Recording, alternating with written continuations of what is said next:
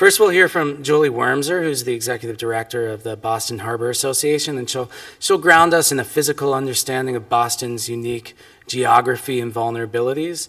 And then we'll hear from Bob Riss, who will talk to us a little bit about Boston's unique capacity in terms of policy and what's going on now that the city's doing to address climate change. And then we'll hear from Tracy, another fellow Loeb, about some of the things that other places have been doing, particularly the Netherlands. And Tracy's written a beautiful book that I'm sure many of you know, The Sweet and Salt, that really catalogs some of these ideas. So climate change is real. I went to Woods Hole Laboratory last year and talked to the scientists, and they showed me mud core samples that prove that there is a greater concentration of CO2 in the atmosphere than there have been for centuries past. And what if we do nothing? What if we just allow the status quo to continue? And I've been working in neighborhoods after Sandy, like this one, Edgemere and the Rockaways, and I see two distinct trends happening. In a lot of neighborhoods, there'll be more and more concentration of disinvestment and poverty and a cycle of decline and blight. In other neighborhoods, we'll be able to invest and become secure, and it will widen this gap in equity and decrease with failing infrastructure, it will decrease the connectivity and access to opportunity in lots of places like this. So is there a better way? We're all learning this new vocabulary: recovery, mitigation, resilience. David just gave us a great definition of resilience. I won't try to redefine any of these, but I think for purposes of this conversation right now, I'd like to focus on adaptation, which to some, like Harriet and the Rockefeller Foundation and how they've been working together on this idea of resilience that's somewhat inclusive of adaptation, how communities both weather the shocks and stresses of changing environment and at the same time adapt to these challenges over time. So Harriet and her team at HUD have put together this National Disaster Recovery Competition, which will hopefully result in a lot of great projects, but also seeks to institutionalize this conversation about resilience in lots of states and municipalities all over the country, which is really positive because I see this changing our practices. Also, just in Boston, having spent the last year here, I worked with Julie a bit and the other great advocates in the community who have been doing this work, really ambitious work to preserve the environment for a long time. So I took this boat tour with the Conservation Law Foundation, and they showed me how Boston Harbor was cleaned up in the 80s, and just an enormous project, and it just showed the capacity of people in Boston to achieve great things when they work together. And so I saw that happening again last year, this competition that the city of Boston, with the help of the Boston Harbor Association and other advocates, put together. It was a really brilliant way to engage, first of all, the planners and designers in this conversation, but also we took it as an opportunity at the GSD to engage with students, future leaders in the design disciplines and planning and landscape architecture, but also with students in the law school and the business school about how to address these problems. So I'm just going to show you a few of the things that I worked with the students in response to this competition. And it also gave the students a great opportunity to engage with the Boston community of people who care about this stuff, so ecologists and advocates. And so the competition was really smart, the way it asked this question, because it it really resonated with me working after Sandy, that you have to approach this situation at multiple scales. There are some decisions that need to be made at the regional, cities, and also at the neighborhood scale, kind of the most important to me as an urban designer, because I believe that's where our collective decision-making really becomes physically manifested. And then also at the scale of the building, which is more or less where most of our efforts are concentrated now. So we looked at each of these scales. This is the neighborhood scale. We thought that maybe as the city adapts, they should also find new ways to mitigate climate change by providing a source of renewable energy, which would be this waterfall. And this was an idea about investing long-term in infrastructure, making an investment now for a piece of road that would last for storms of 100 years from now, and then making some difficult decisions about how that infrastructure is connected back to the city, kind of forcing a conversation about managed retreat. And then we were a finalist with this scheme, which was really gave me an opportunity to work with students to translate some of the lessons from Sandy that I took away. So this was the building scale, and so I proposed with the students that we develop a resilience rating system, basically be able to judge and know and democratize the conversation about who's resilient and who isn't and why, and have a greater understanding of what risk is, and not to leave it in some kind of amorphous, fearful conversation, but to really just put it out there in the open. And then that would allow us to make strategic investments in a longer term future. So we can say that if we make this investment now, we'll save so much in avoided losses and flood insurance in the future. And then also an important lesson from Sandy was that every community should have a recovery plan in place, because there's a flood of federal dollars that will come in after a storm. And if we could have good plans in place that are integrated with our local regulations and policies, then we could most efficiently manage that money and manage those expectations. And then finally, I think something that we all feel and know is that this challenge of climate change adaptation gives us a great opportunity to think about new ways of living with nature, new ways of using the city. So this is just one example. The landscape architects at GSD, as you know, love to put wetlands around buildings, so this is what they came up with. Okay, so that was my little introduction, and now I'd love to turn it over to, we'll start with Julie, who will tell us a little bit about Boston's current state of affairs. And there you go. Oh, I have advanced thing. Okay. How did you figure this out? It's the big green button. The big green button.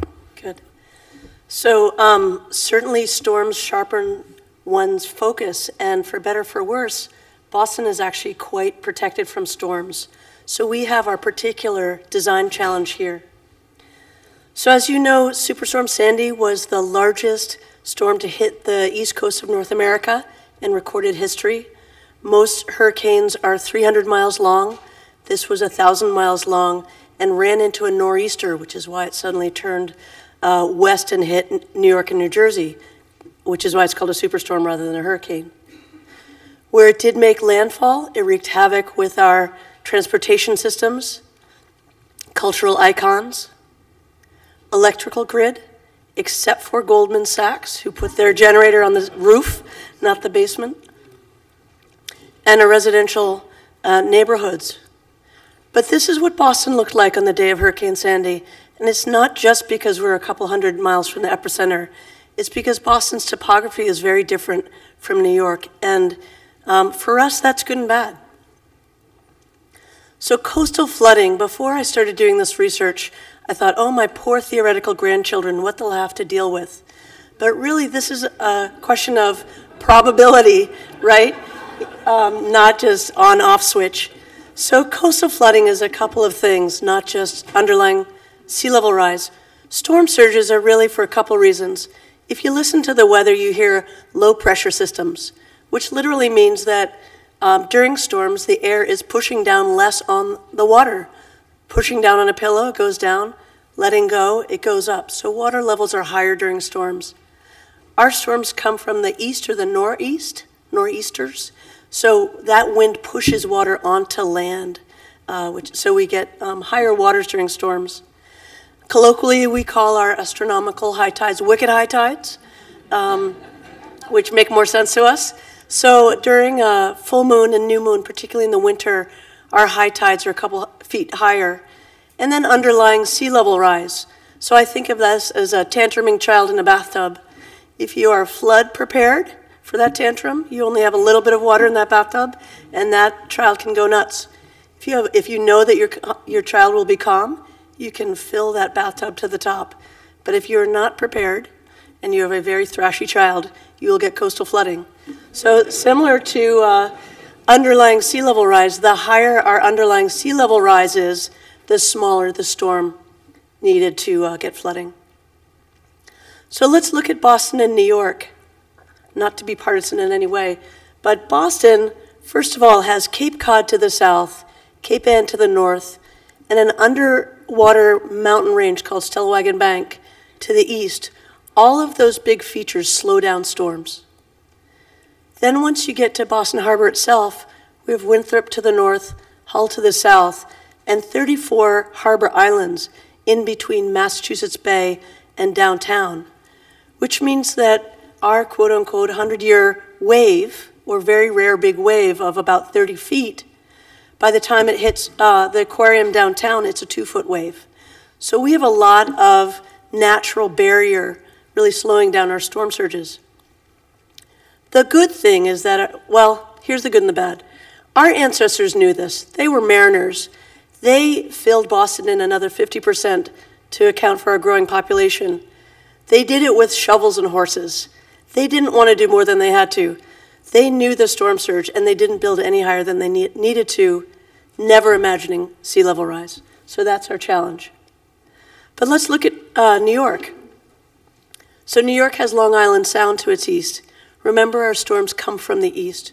So there's a whole lot of water being pushed through Long Island Sound and down the East River and up through New York Harbor from the south.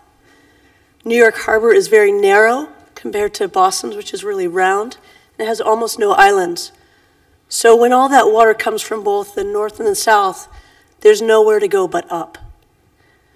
So people sometimes say, if Sandy had happened here in Boston, da-da-da-da-da, well, it wouldn't have happened the same way here in Boston. For us, because of our topography, we really plateau out at about a 6-foot storm surge. If you look at Boston, if you look at New York, the worse the storm, the worse the flooding. And so we have very different design challenges and therefore very different flood strategies.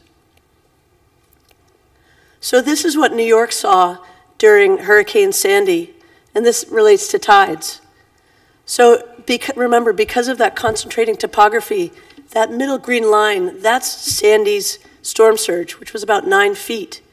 It also happened at high tide, bringing a storm tide of about 14 feet, or 10 feet above normal high tide. This is Boston's storm tide gauge, because of our topography, not just distance from the epicenter. We had a 4-foot storm surge that happened at low tide. So tide makes a big difference. Plus, Boston has a 10-foot tide because our ocean sloshes back and forth between Cape Cod and Nova Scotia. That extra high tide for us actually gives us an extra buffer. If we get a 10-foot storm surge at low tide, we get no flooding. New York gets a 10-foot storm surge at low tide, it gets 6 feet of flooding.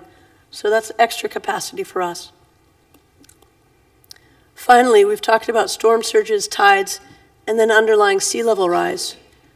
For local reasons, due to land subsidence and ocean currents, Boston is expected to get a higher than average relative sea level rise. These differences in the graph are based on both human behavior and scientific uncertainty based on the model you're using. But this is from the National Climate Assessment a couple years ago, and it's the best data we have right now. The lowest line is if you stopped all carbon emission today. The highest line is the highest predicted sea level rise by the end of the turn of the century. So for planning purposes, we use likely to possible levels of sea level rise. This means 1 to 2 feet by mid-century. Most of us will be alive by then. 2100, 3 to 6 feet of sea level rise. And these numbers don't include glacial melt because it's so far been very tricky to model. So remember that picture of some saltwater puddles in Boston Harbor during Sandy. This is what that looks like to us. We just have a little bit of flooding around the edges when we have today's high tide plus 2.5 feet. But had Sandy hit at high tide instead of low tide, and we've had 4 winter storms since then that peaked at low tide instead of high tide, this is what happens. This is what high tide plus 5 feet looks like in Boston. We're sitting here in the inundation district or the innovation district, right? That's one of the big places to flood in Boston. So this is 7% of Boston. This is our current flood zone, according to the new FEMA maps, and we think they're pretty accurate. But with 2 feet of sea level rise, this is our wicked high tide, or even annual flood zone by mid-century, and the twice daily high tide by the end of the century. This scary map can't happen today. It takes some sea level rise to happen. But this is a third of the city, and it shows how much of the city is within 8 feet of high tide. This becomes our flood zone mid-century and our annual flood, or wicked high tide flood, by the end of the century. I'm going to superimpose a map of 1775 before we started landfilling to show you what this means. So this is Boston 240 years ago, and probably Boston 240 years from now, right? So our design challenge is, what do we do between now and then? And so this designing with water, living with water competition started to look at that. The challenges were, let's look at 5 feet of sea level rise, hotter temperatures, extreme storms. We came up with some design principles of, like, how do we keep Boston beautiful and vibrant while we do that? Here are some of the winners. The idea of, instead of having a 20-foot vertical sea wall, let's make an amphitheater so people can still swim because it's going to be hotter. Let's make sure that we increase community resilience by making these places great places to gather and connect with each other. Let's prepare for storms by actually leaning in, building out, and so we have some living shoreline as well as marinas to enjoy the areas but buffer from storms. Let's phase over time, so we give up our first floors over time and start to live on the second floors. And finally, let's not fight water. This canal is where Morrissey Boulevard is today. This winning plan makes it into a canal and moves this important surface highway uphill. So in this speedy presentation, there's 3 things I'd like you to remember. That today's 100-year flood may well be turn of the century's twice daily high tide. Because of that, Boston has to be different, but it doesn't have to be worse. So we need to make every dollar count twice by both dealing with flood control and also solving other problems at the same time. Thank you.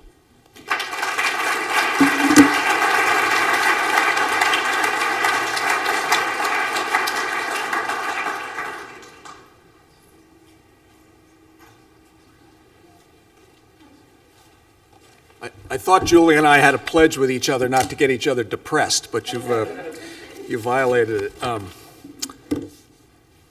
going to give you a break from slides. I just have one. My name is Bud Riss, and I work with the Green Ribbon Commission here in Boston. I've got a bit of a sore throat. Can you hear me okay?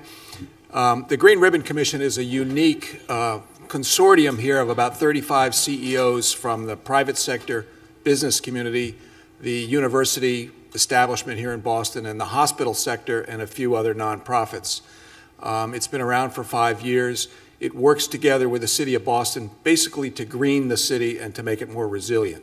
So we've been a partner with the city and develop both its climate mitigation plan, and we do a lot of work with the city on its climate preparedness planning work.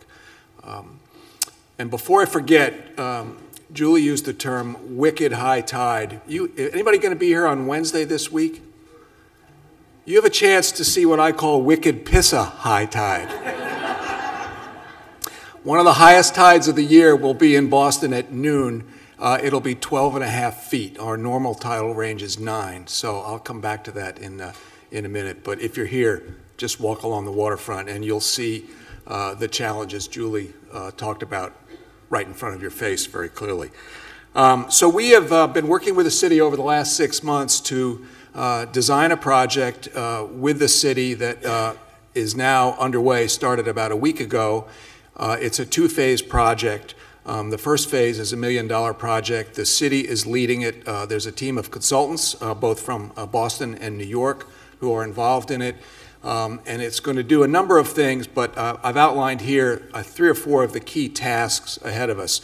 You heard Julie talk about some of the forecasts of the challenges that we face going forward.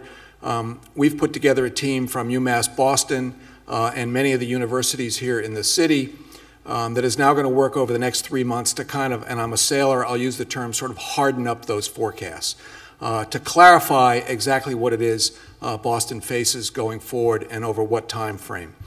There are a lot of different projections and a lot of anecdotes. Julie and I use the same ones, sort of best case by the end of the century, we're going to look at a sea level rise of 1 to 2 feet, worst case 4 to 6 feet. Well, we want to see if we can clarify that and delineate it a little bit more sharply. If you're a developer in town, you want to know numbers. And if you're a regulator, you need numbers. And so we need to really figure out, get much clearer about what that forecast is. The science changes very rapidly. Second major challenge here in Boston is freshwater precipitation. This is a fact that's going to astound you. We now get 21% more precipitation annually than we did 60 years ago. So think of the implications of that for stormwater runoff and flood control here in Boston. Third challenge is the changing weather and our heat parameters. There's a lot of studies out there that show we probably will inherit a climate much like Virginia, maybe even Washington, D.C., by the end of this century. So what are the implications of that for public health and conditions in the city? And then there's a whole question that Julie also mentioned about storm surge, and perhaps this may be the most uncertain area. Exactly what's going to happen both to the frequency and intensity of both hurricane storm regimes and the northeasters that we tend to get in late winter. That science is also improving quite considerably over the last several years. There's some sentiment from the climate scientists now that we actually may get less hurricanes, but we will get more severe ones. And there's even less uncertainty about the northeaster storms that we get in the spring, late winter and spring. So we're going to try to figure that out a little bit more carefully. And then the other key thing to do is to understand what it is that we have to track and how often do we have to measure and track and monitor to figure out exactly what trajectory we're on as we go forward. So every 5 or 10 years, somebody has to go down to the tide cage in Boston and kind of figure out exactly what we're doing. Second task of our project going forward is to integrate many of the vulnerability assessments that have already been done here in Boston. In some ways, we've done a very good job over the last couple of years of beginning to get prepared. So most of the major public agencies, such as Massport that runs the airport and the shipping facilities around the harbor, Mass Department of Transportation that built the Central Artery and is now concerned about how it may be affected during storm surge or slowly rising seas, has now completed a major study of the challenges that they face. Boston Water and Sewer Commission has done a lot of work over the last 3 years trying to figure out what are they going to do to handle all that water that's now coming down in heavier precipitation. And there's about 8 more of those, but they haven't been pulled together in one place, and that's what the city's going to be working on over the next 6 months. I like to think it this way. If I was a governor or a mayor and I had 10 agencies approaching me saying, we need to do this and we need to do that and we need funding, how could we figure out what are the most critical and most important things to do? So we're going to try to zero in on that. And then we're going to take all of that work and a lot of the work that Julie and the Boston Harbor Association and others have done and try to pinpoint the really most important high-risk areas in the city, which will probably be sort of at neighborhood scale. Secondly, what are the grid systems or utility systems that are most at risk and where? And then begin to map out some solution strategies for each of those high-risk areas so that we begin to develop a roadmap of what this city needs to do going forward. And then along the way, we hope to engage the public stakeholders and the business sector as vigorously as we can. There'll be a second phase of this project which will focus much more specifically on detailed design solutions for those high-risk areas. That will be in year 2, starting about a year from now. And unlike the design competitions, I think we're going to try to, put a fair amount of money in each of those high-risk areas and treat it more as a sort of fee-for-services approach with architectural and planning firms to try to come up with a more specific roadmap in each of those areas. So a very big project. We're excited to get started. It's one of the biggest challenges we face, and Julie sort of alluded to this. we've been lucky. We haven't had Sandy. You know, that's our blessing. The curse is we don't have the urgency to focus on a problem like this. So how do you get people engaged? How do you get their attention? It's particularly challenging in the business sector. They don't really like it when Julie and I call this area the inundation district, because they're trying to sell their buildings and get out of town within the next 5 years. So it'll be the sixth man or the sixth woman standing, or the 10th one further down, towards the end of this century, who inherits this problem. So having said that, there are a number of enlightened real estate developers. The people who are in the REIT business, the REITs, tend to stick around a little bit longer. They also tend to own property in New York, and they saw what happened in New York. So they're, I think, a little bit more ready to work on this. Some of the big challenges, just to finish up very quickly, again, not having a Sandy, our blessing. Our curse is we don't get all that HUD disaster money. We don't get any recovery money. So try to find the financing to prepare this city, and it's particularly difficult when about 60% of the areas that will be affected and that are most vulnerable are old housing stock, most of it 50, 60, 75, or even 100 or more years old. Where will we find the funding to help the owners and the tenants and the people in those buildings upgrade their facilities? In many ways, it's a lot easier to deal with the new buildings, and it's really interesting to watch what's happening in Boston. Most of the development here in South Boston was permitted 10, 15, 20 years ago, really before these resiliency issues began to get attention. And I know some of the developers have begun to install various flood protection measures should the storm surge ever come. But if you look around, we're not elevated, and the right things are not necessarily happening on the first floor, et cetera. If you go over to East Boston, however, where development is just now getting permitted, you'll see that many of the developers are elevating their buildings and already beginning to focus on this problem in a really good way. So, and then the second really difficult part is to work with all the public city, state, and federal agencies who fund capital projects, who run the subways, run the highways, run the water system, run the sewage system. How can we get them to integrate in their annual capital planning cycle resilience, as well as just fixing the stuff they have to fix on a normal basis?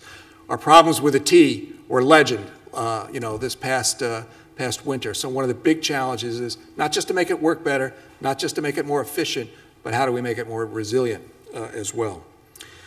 We have to begin to harmonize our planning, review, and permitting process in the city. The Department of Environment, Energy, and Open Space is doing a lot of this climate planning, both on the mitigation and the adaptation side. But the BRA, the Boston Redevelopment Authority, is the organization in town that does the planning, permitting, and review for development projects. There are some new regulations that have been put in place just over the last year and a half that are going to start requiring more attention to these issues in those processes. But that's a big challenge going forward. And how do we harmonize that at the state level as well, so we don't have developers running around like crazy trying to figure out what the new rules are? How can we work with the private sector to encourage them to employ best practices, put the critical stuff high up above, make your first floor expendable, make sure you can close off your garage if you need to, and the best of all was elevate a bit, to give yourself some time so that we have some breathing room. And again, go out and look at that wicked piss of high tide.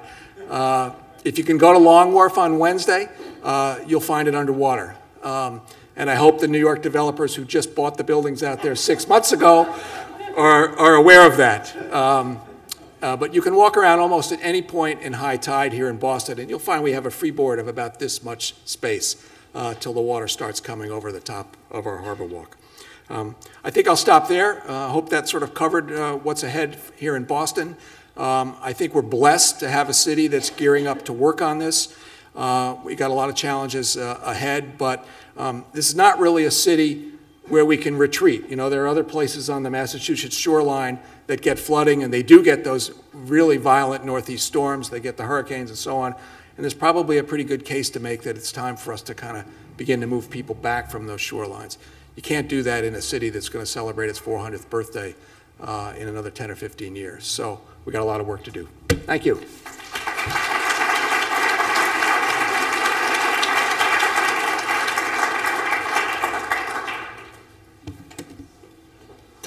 I'm Tracy Metz, Loeb Fellow of '07, and originally from California, which, of course, as we know, has its own very urgent water issues now. But I've lived in the Netherlands over half my life now, and I was actually a foreign Loeb, which was an interesting sensation as an American. I've been asked to provide a wider perspective on the water issues that we're now facing, and I'm very happy to do that, especially after Bud and Julie, given the fact that when I started research 5 years ago on my book, Sweet and Salt, Water and the Dutch, I came to Boston to find out what Boston was doing about resilience and climate change. I spoke to several people, including Julie's predecessor, the Boston Harbor Association, and everyone said basically the same thing. You know, this is a really important issue. We've got to start working on this. So I am very happy to see how much has happened in the meantime, and that there is a lot of innovative thinking going on, in spite of the fact that Boston did not have its own Sandy, which, as we've heard from Bud, was a mixed blessing. I want to show you mainly images from the Netherlands, as that's the country I know best, having lived there. And I think it's important to realize that the relationship between the Dutch and their landscape and water is very intimate, as I think this image will show you. Water defense is a matter of pure survival for the Netherlands. Over 2/3 of the country is below sea level. Over 1/3 of the country would be flooded without dikes, is below sea level. Over 2/3 of the country's gross national product is earned below sea level, and over half the population live below sea level. So it's really a matter purely of survival for the Dutch to find a relationship with water that keeps at least the western part of the country dry. So that means that this country is at very high risk, but at the same time, because it's always been that way, it's been that way for centuries, ever since people started settling in this soggy delta in the early Middle Ages. You really have to wonder why they did. I still haven't found out, but the fishing must have been very good. But you see how what the risk would be if the country hadn't developed over the course of centuries this very sophisticated system of levees and dikes and pumps. I think it's interesting to note the difference in what a levee is in a country like this. The levees around New Orleans, as we all learned after Katrina, were for a storm of a statistical frequency of about 1 every 100 years. For the Netherlands, that is a speed bump. Our biggest levees are for storms with a predicted frequency of 1 every 10,000 years. So that's the jump that the Netherlands, as a very low-lying country, has on places that are just now discovering what climate change can do to them. I want to run with you through a number of old strategies and new strategies for urban design and for coastal resilience. And then I want to touch briefly on a couple issues of governance and of citizen engagement, which I think you'll be surprised to hear is quite a problem in the Netherlands. The oldest strategy, perhaps, in addition to levees, are mounds, putting your buildings simply on higher ground. And of course, pumping water out, reclaiming land by building a dike, a levee around it, and then pumping the water out with what used to be pumps, windmills, of course, still very beautiful, real logo for the Dutch landscape. These are now all, of course, mechanicized and are electrical pumps. But these are still such a beautiful element of the typical Dutch landscape. Levees are also really determining for your sensation of the Dutch landscape, which is very flat. And the levees are some of the very few places where you can actually get any height and look out over the countryside. This is an American interpretation of a dike, of levee. I think this says so much about the difference in attitudes between the two countries. This is a farmer in Vicksburg, Mississippi, in the Mississippi. Vicksburg, Louisiana? Mississippi. And he's not waiting for anybody to build him a dike. He sees that the river is rising and he sees that something needs to happen, so he has gotten out his bulldozer and built his own levee. And I think this says so much about the difference in attitude, where in the Netherlands, water protection is a very collective, strongly government-driven imperative. It started out as a democratic thing. Farmers had to maintain the dikes together. If I maintained my piece and you didn't, we had a problem together. So there's a strong collective urge to make this a national issue, and it still is. I'll come back to the governance issue in a while. And I think this shows the more American attitude, every man for himself.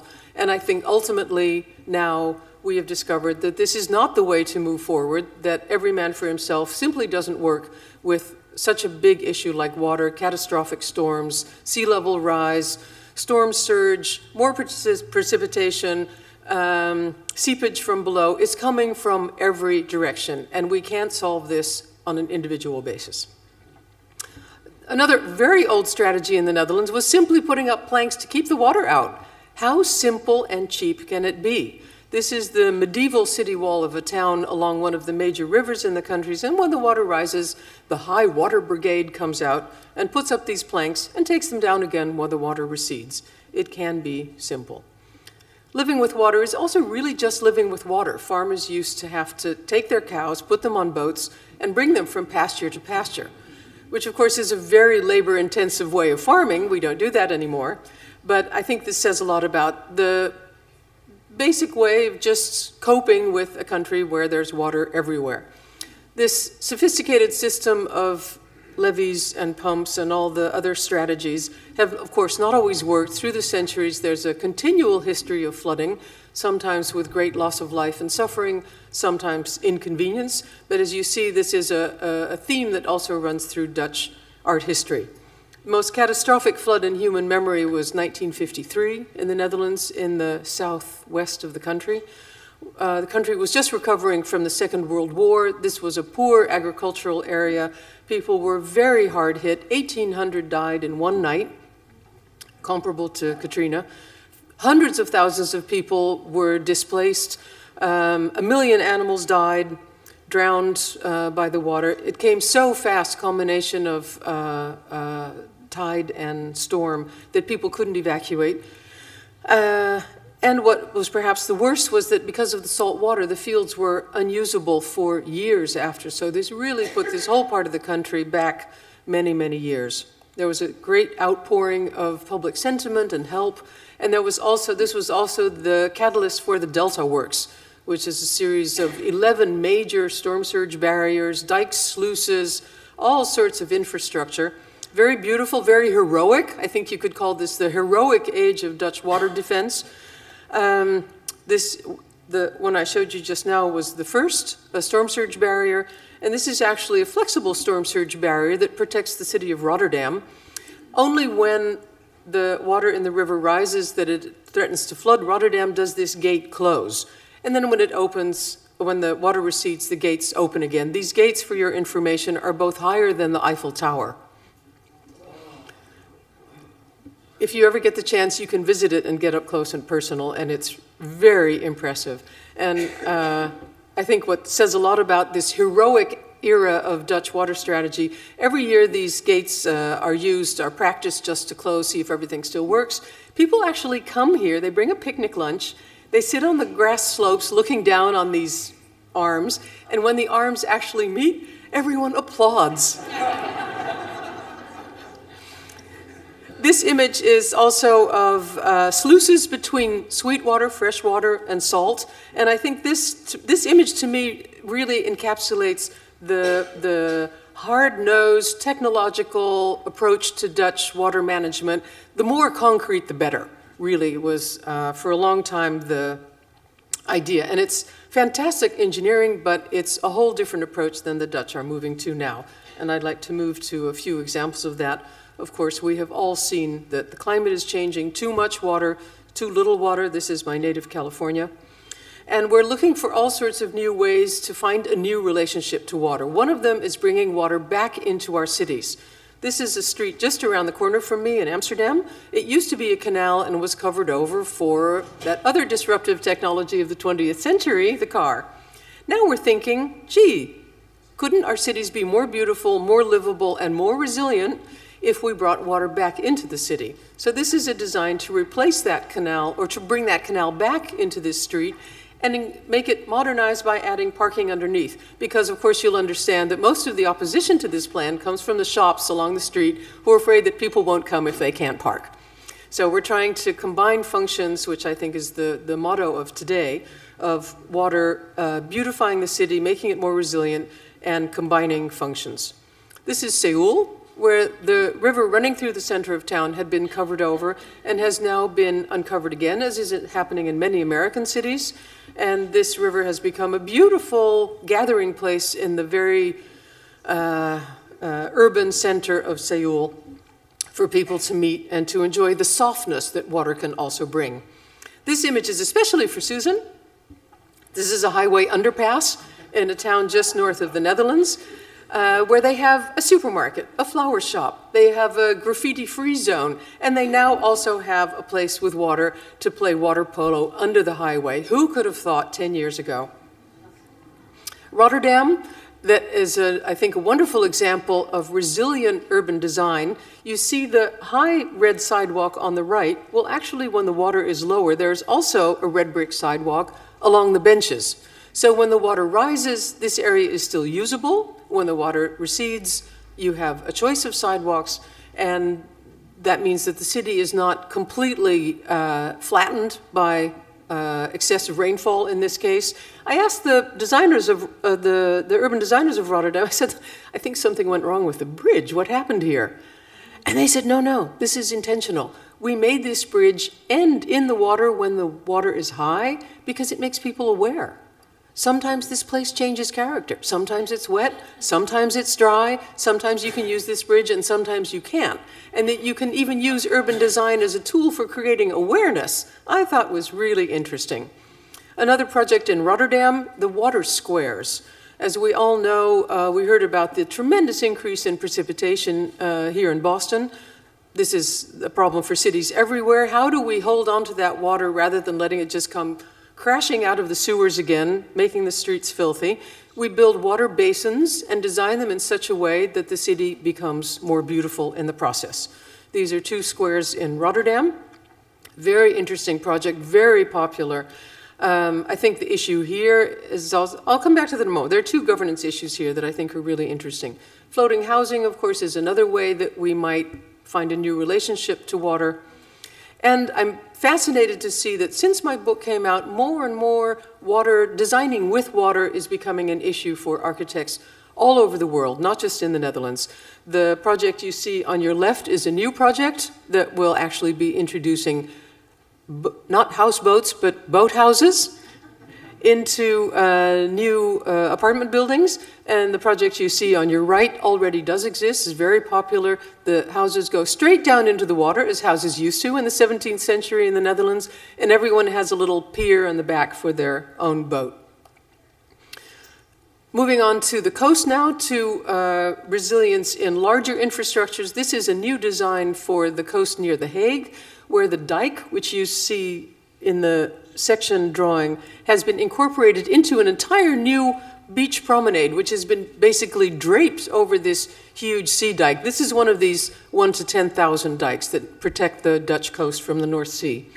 And the public space has been redesigned and made much more attractive, and that was made possible by the fact that this dike needed to be reinforced. So here again, you see the necessity and the urgency creating an opportunity to improve our public space.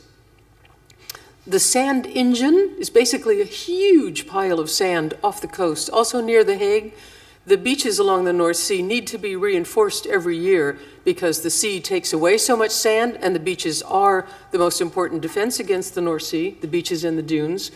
But rather than sending out the bulldozers every year with the expense and the ecological disruption of replenishing the beaches every year, the idea is that you dump a huge sand depot here and let nature do the work for you, that nature will pick up the sand and distribute it along the coast and replenish the beaches in a natural way.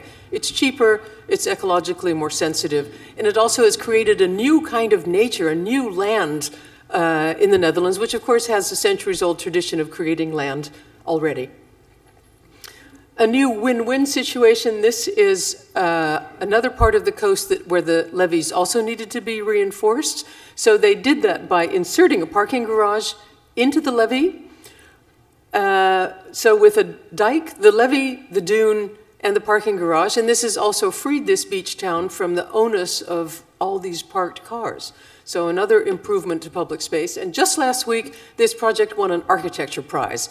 And that was the first time that I ever heard of a water defense strategy winning an architecture prize. I think this is where we're going, and I find it very exciting. Governor's Island near New York has also been redesigned by the Dutch firm West 8, Adriaan Geuze, and he has added to this rather flat piece of land in the bay what he calls climate hills, so that the use of this island will be resilient as the water continues to rise. You see architects moving now towards more utopian ideas of what architecture can mean for water safety. This is a new project which might actually be realized, hoping to add a landmark to the harbor of Rotterdam. It's called the Wind Wheel. It'll be a combination of wind energy, apartments, hotel, landmark, and recreation. DSA Dusan Dupel, a South African architect, actually.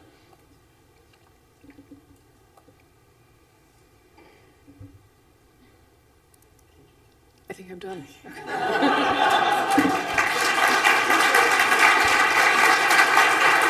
Just a moment.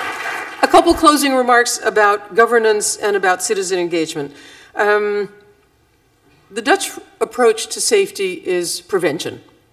We invest about €1 billion a year in prevention, which of course is a pure necessity for the country. The American approach is repair after the fact.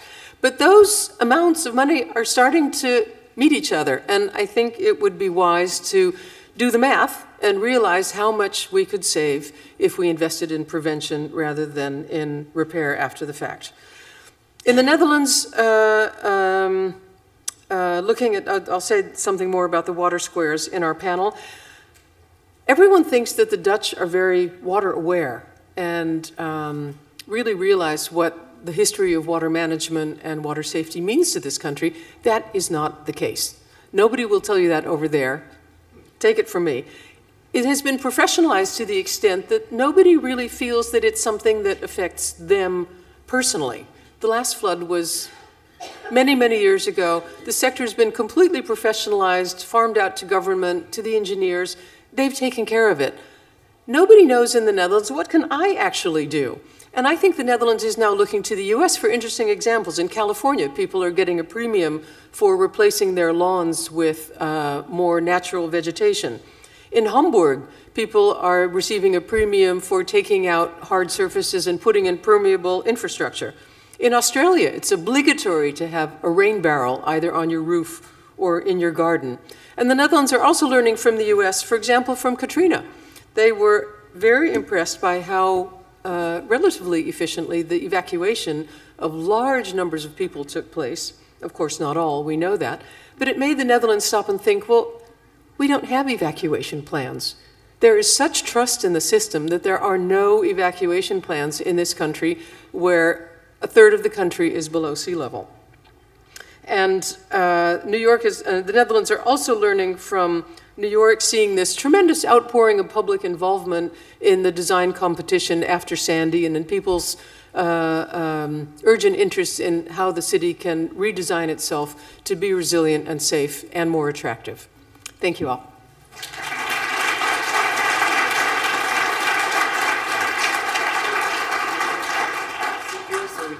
And Bud and Julie, do you want to come to the front here and so we can talk with the audience? Thank you again so much. I think we saw a lot of great possibility from Tracy and a lot of forward thinking from Bud and a lot of scary stuff from Julie. No, it's great. You know, I think my fellow Lobes would be surprised that I invited Tracy because I spent the last year talking about how, oh God, I'm so tired of hearing about the Dutch. But I think that there is a lot to learn. There is certainly a lot to learn, not just from the Dutch history, but also from the attitude and how it's changing and how living in an oppositional relationship with nature is now changing. But I wanted to start the conversation and and I'll open it up as quickly as possible. But just with this one idea that I talked about at the beginning about what scale is best to approach this problem, because it's something that I heard coming from you, Bud, about Boston's approach to this, that first there will be a vulnerability assessment, and then you'll devise strategies in those most vulnerable locations that obviously will entail a great deal of planning and design. So how did you come to that? Because there were ideas about heroic gestures, about harbor gates, and there's also, you know, what we do in practice, which is just hope that the next New York City developer builds, you know, a mound when he does the new project in the inundation district. So how have you come to this idea that the neighborhood scale is where to operate? Good. Oh, great. Thanks. I think you have to follow the water, either the fresh water or the salt water. And in our work coming up, actually, it's kind of very Boston-centric, but we will certainly be looking at the entire constellation of towns in the Boston Harbor area and the Charles and the Mystic River watersheds, all of which share a common thread on these various problems. So when I say neighborhood scale, you know, that's a very flexible definition. Mm-hmm. And I'm hoping in the second phase of this project, we'll also look at this question, maybe at least in a sort of conceptual way or a very preliminary way about whether the dike across Boston Harbor from Deer Island to Long Island makes any sense or not. It's challenging if you look at the topography, and if you build one of those structures like the Dutch has done across there, it's relatively easy for the water to go around it through Quincy and Revere. So it's a very complicated question. We've also spent $6 or $7 billion cleaning up our harbor, and so one of the things we perhaps don't want to do is close it off and screw up the circulation, because lots of the development that's happening now around the waterfront is an immediate response to how wonderful the harbor now is. And then, of course, there are very large things called ships that are 800 to 1,000 feet long that have to go through there. So all that said, I think we do have an obligation to look at that as one of many different alternatives to see how we can defend this city going forward. We also, following the water, it sounds like very sensible, but also following the money, it seems really critical here in how Boston's going to frame the investment strategy for whatever it is, whether it's a neighborhood intervention or a local or the kind of urban design strategies that Tracy showed. So, and I guess, yeah, for you, Tracy, how do you think that the Dutch are changing the way they're thinking about investing in mitigation? Because in this country, you know, we have some serious challenges about how to move those dollars forward. The FEMA tells us, you know, for every dollar that we spend on mitigation, we save $4 on recovery. And I don't know how they came up with that number, but it sounds more or less, you know, an ounce of prevention equals a pound of cure. It sounds rational, but we've not been able to figure out how to actually turn that into policy. It's easy for me to say, but this has been policy for so long in the Netherlands that it's just built into the national budget. Mm-hmm. There's a separate department of government which is responsible for infrastructure and water safety. We have water boards, which have been the basis of Dutch democracy basically since the early Middle Ages. It's simply part of the system. So in that way, it means that the Dutch have, it's easy for them to talk. Mm-hmm. If I might just add, I think one thing we should really begin to think about, how can we create value around this subject, with particularly the private, in the private sector where there's a lot of development taking place. I think most of the developers in this town will tell you they now get a premium for their green buildings, and that most of the younger, way younger than me, less than 35-year-olds coming to the city want to work in a building that's very efficient, very green, doesn't have cars, doesn't have parking, is close to all the car sharing, ride sharing services, et cetera. Well, how can we get something along those same lines by making these buildings more resilient along the waterfront and build that into it? Mm-hmm. Julie? I think, you know, sort of in terms of looking at our politics where we've spent almost $25 billion, including interest on both the Big Dig and the harbor cleanup, but a bunch of that was federal money, which is not easy to get right now. I think we're going to have to sneak into this through recovery plans. If we are able to create recovery plans and have people say, whoa, I would like to avoid having to recover, we may be able to attract that investment. But I think from a standing start, it's awfully hard to think about, not just the building scale, but the infrastructure scale. I think we're going to have to do a lot of persuasion unless we actually have a disaster. Yeah. I'd like to open it up to the audience. Are any questions? I saw you were the first with your hand here. One thing that strikes me, and I'm curious to hear the reactions in the American example, is like with many problems, you have a big city here, Boston, with the ability to focus and do planning and bring together the universities and everything else. There are lots. I've worked with the Office of Storm Recovery in New York State. There's lots of places that are vulnerable that don't have that.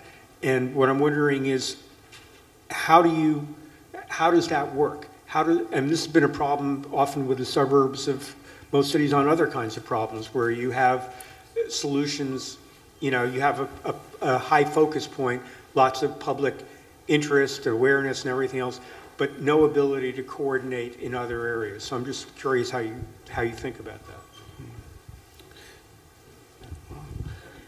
Yeah, I'm not sure what the real answer is there. I think we've been blessed in this city. First of all, unlike still a large part of the United States, this is not a city where people question whether climate change is a problem. In other parts of our country, and in certain unmentioned political parties, this is still a challenge. So we've crossed that threshold here quite a while ago. And I think, secondly, we're blessed with a private philanthropic culture here that is a great deal of interest in this particular issue. So this project I talked about, for example, 2/3 of phase 1 is privately funded. And fortunately, the city was very receptive and then actually went out and raised some public money to match it. But I think that public-private partnership is critical to stimulate action. Harriet? Oh, yeah. We'll get you in Just the back a next. kind of quick point. A lot of the examples that you showed were a combination of infrastructure and placemaking, right? So the placemaking, as we know, helps to add value to real estate. So I'm wondering if, as we start thinking about this going forward, infrastructure investments that consider resilience, that look at future demand, how that might change, that involve the community in figuring out what needs to be done, that create value in neighborhoods, that they would seem to be superior investments compared to the infrastructure ideas pulled out of a 40-year-old bag, which is also very common in our country. So it seems like we could start to think about putting those two things together. The infrastructure investments don't typically produce a return unless you could do it concomitant with the real estate. But if you did, then you would have a return that long-term investors might be very interested in, like insurance companies and reinsurance companies that are looking to invest premiums. Just a thought. Yeah.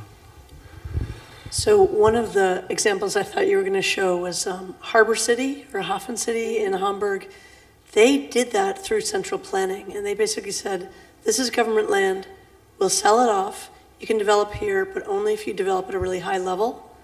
And it's the part of Hamburg now. It's totally flood resilient, but it's also energy efficient. It's also really great architecture.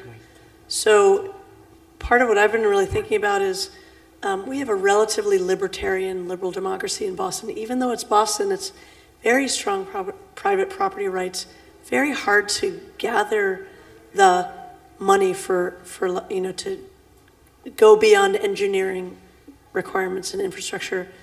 But I think one leverage we have is if we require building codes or infrastructure codes, to build to the end of the life cycle of whatever you're building instead of just today's external environmental conditions.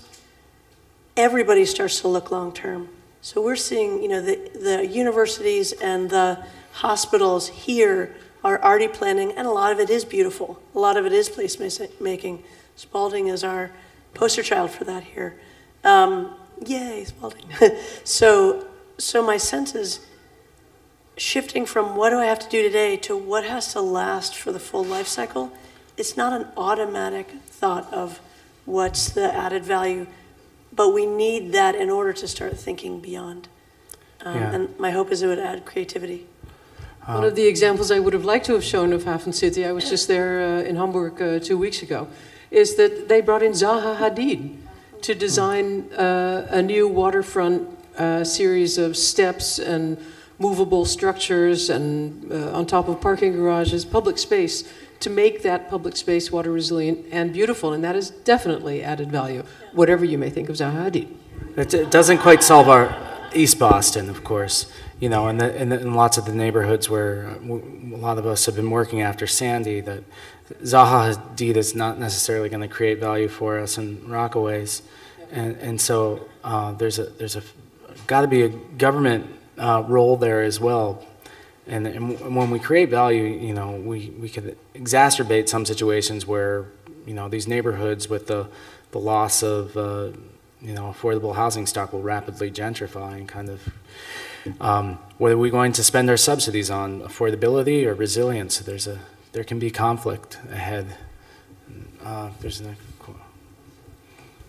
I wanted to pick up on this same line of discussion around sort of the financing question, and to build off of Harriet's point about how placemaking can increase value.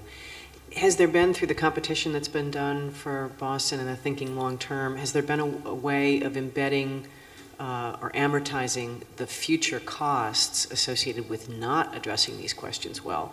In other words, there's existing value in the real estate and the buildings and the economic activity in the city. And if you look at a net present value of what the future expense is going to be associated with flood damages, has there been any kind of governance structure or financial structure for starting to think about how to amortize those costs now? And obviously, an ounce of prevention is much less expensive than recovery costs later. That's great. So there were some great examples. We definitely, the winning proposals did look at feasibility, including financial feasibility, no question. But beyond the competition itself, there's a really interesting group in Hartford, and Hartford knows insurance, right? That's looking at green banks. And just as there is legislation today to basically pay it forward on energy efficiency, so you have no capital costs for doing energy efficiency and it gets paid through energy savings. They are working on green banks to basically say your flood premiums would go down if you are flood resilient, and trying and creating low interest loans that way. So that has the same kind of pace. PACE is the legislation for energy efficiency. This is like PAR for resilience, something like that. But that is the only thing I've heard of to try to monetize future savings. So I just add one other comment. I think there's a language challenge here that we all have to work on as well. You can say it's a 1 in a 100-year storm or 1 in a 10,000-year storm, which immediately makes people think if the storm hit me last week, I'm not going to see it for another 99 years. That's also the same as a 1% storm, which is what I think FEMA and others now use, that there's a 1% chance of that storm occurring every year. But what that really means is in a 30-year period of an average residential mortgage, there's a 26% chance of that storm happening. And I think there are ways to talk about this that we really have to improve upon. Yeah, thanks, Bud. Well, we're cutting, yes, one more question? Oh, okay, I thought we had to go. All right. Well, my question is really about the West Coast. The cities of the West Coast are not climate change deniers either. And I just wonder if you have any thoughts about,